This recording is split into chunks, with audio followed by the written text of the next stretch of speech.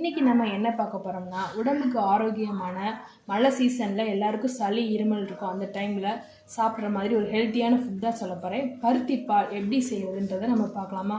வாங்க வீடியோக்குள்ளே போகலாம்.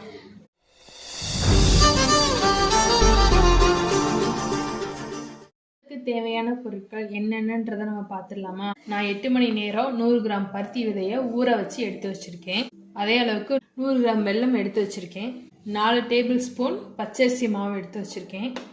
ஃப்ளேவருக்கு ஒரு துண்டு சுக்கும் 4 ஏலக்காயும் எடுத்து வச்சுருக்கேன். கொஞ்சம் தேங்காய் விழுது அரைச்சி எடுத்து வச்சுருக்கேன். வாங்க நம்ம பருத்தி பால் எப்படி செய்கிறதுன்றதை பார்த்துடலாமா?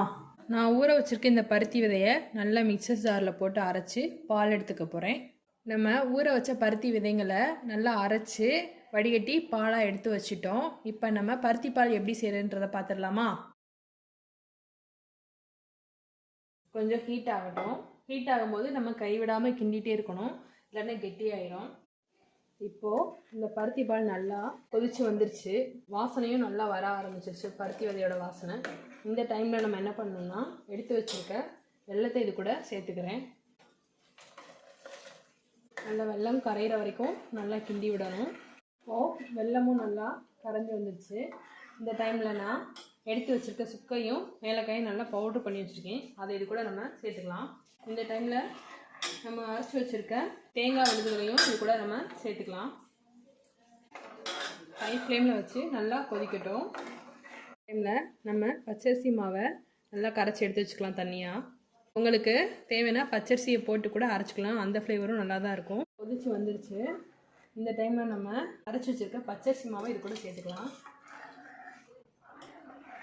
இது கூடயே தேவையான அளவு கொஞ்சம் உப்பு சேர்த்துக்கலாம், அப்போ தான் டேஸ்ட் கொடுக்கும். நான் இந்த அளவு உப்பு சேர்த்துக்கிறேன். இது கூடவே நம்ம கொஞ்சம் சித்திரத்தை பொடியை சேர்த்துக்கலாம்.